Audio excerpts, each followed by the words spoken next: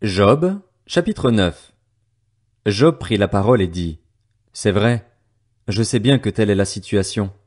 Comment l'homme pourrait-il être juste devant Dieu? Si l'homme voulait contester avec Dieu, il ne pourrait même pas lui donner une seule réponse sur 1000. C'est à lui qu'appartiennent la sagesse et la toute-puissance. Qui lui a déjà résisté sans subir de dommages? C'est lui qui déplace les montagnes à l'improviste, qui les bouleverse dans sa colère. Il fait trembler la terre sur elle-même, et ses piliers sont ébranlés. Il donne ses ordres au soleil, et le soleil ne paraît pas. Il verrouille le ciel autour des étoiles. Tout seul, il déploie le ciel, il marche sur les hauteurs de la mer. Il a fait la grande ourse, Orion et les Pléiades, ainsi que les constellations du sud. C'est lui l'auteur de grandeurs qu'il est impossible d'explorer, de merveilles si nombreuses qu'il est impossible de les compter. S'il passe près de moi, je ne le vois pas. S'il disparaît, je ne m'en aperçois pas. S'il arrache, qui s'y opposera? Qui lui dira, que fais-tu? Dieu ne retire pas sa colère. Devant lui les appuis de l'orgueilleux s'effondrent. Et moi, comment pourrais-je lui répondre? Quel mot pourrais-je choisir pour argumenter avec lui? Même si je suis juste, je ne répondrai pas. Je ne peux qu'implorer la grâce de mon juge. Même si je faisais appel à lui et qu'il me réponde, je ne croirais pas qu'il m'a écouté, puisqu'il m'assaille par une tempête et multiplie sans raison mes blessures. Il ne me laisse pas reprendre mon souffle, tant il me rassasie d'amertume. Si je veux recourir à la force, voici qu'il est tout-puissant. Si c'est au droit, qui me fera comparaître?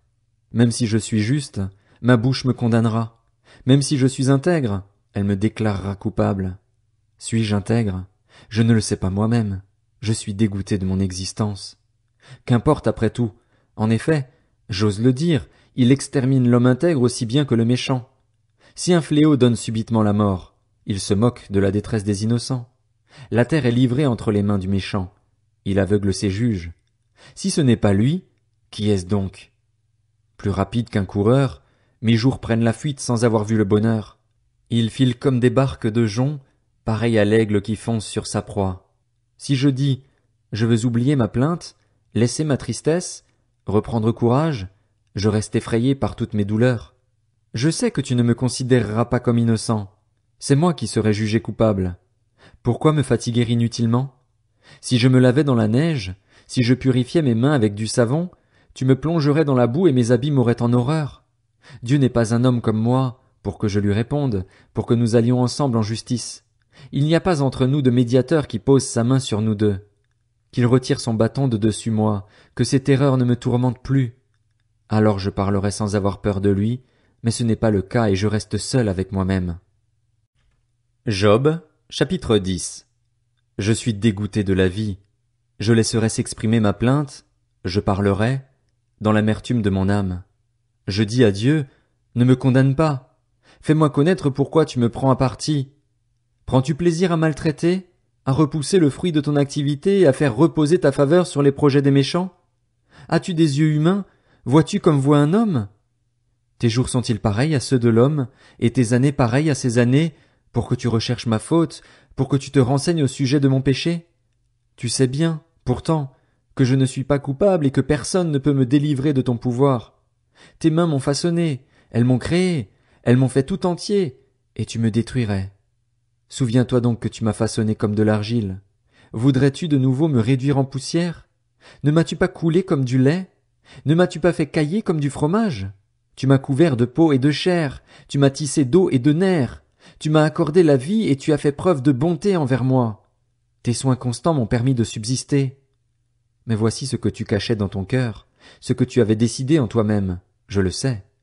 Que je pêche, tu ne me raterais pas et tu ne me considérerais pas comme innocent de ma faute. Suis-je coupable? Malheur à moi. Suis-je juste? Je n'ose pas lever la tête, rempli de honte et absorbé par ma misère. Si j'ose néanmoins la redresser, tu me pourchasses comme un jeune lion pourchasse sa proie, tu fais de nouveau des miracles contre moi. Tu renouvelles tes attaques contre moi, tu fais bouillonner ta colère contre moi, des armées se succèdent pour m'assaillir. Pourquoi m'as-tu fait sortir du ventre de ma mère? J'aurais expiré et aucun œil ne m'aurait vu. Ce serait comme si je n'avais jamais existé et je serais passé du ventre de ma mère à la tombe. Ma vie est si courte. Laisse-moi. Éloigne-toi de moi pour que je respire un peu avant de m'en aller, pour ne pas en revenir, dans le pays des ténèbres et de l'ombre de la mort, pays où règne une obscurité épaisse, l'ombre de la mort et le chaos, où la lumière n'est qu'obscurité.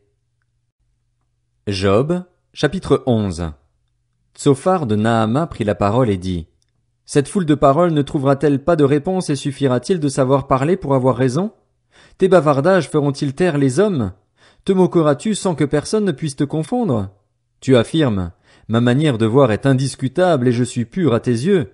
Si seulement Dieu voulait parler, s'il ouvrait la bouche pour te répondre et te révélait les secrets de sa sagesse qui dépassent de loin notre compréhension, tu verrais alors que Dieu oublie, à ton avantage, une partie de ta faute.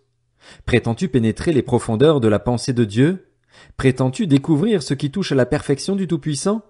Elle est aussi haute que le ciel, comment t'y prendras-tu? Elle est plus profonde que le séjour des morts, que pourras-tu en savoir? Ses dimensions sont plus longues que la terre et plus larges que la mer. S'il passe, s'il emprisonne, s'il convoque à son tribunal, qui s'y opposera?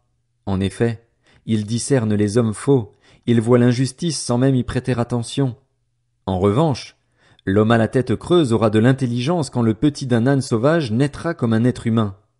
Quant à toi, si tu changes d'attitude, si tu tends tes mains vers Dieu, si tu éloignes l'injustice de ta façon de faire, si tu ne laisses pas le crime habiter sous tes tentes, alors tu pourras lever un front dépourvu de taches, tu seras ferme et sans peur.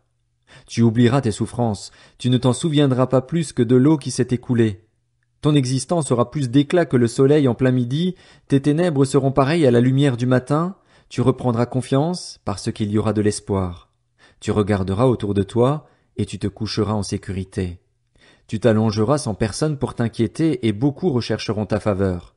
En revanche, les yeux des méchants s'épuiseront à chercher sans succès un refuge. Pouvoir rendre l'âme, voilà quelle est leur espérance.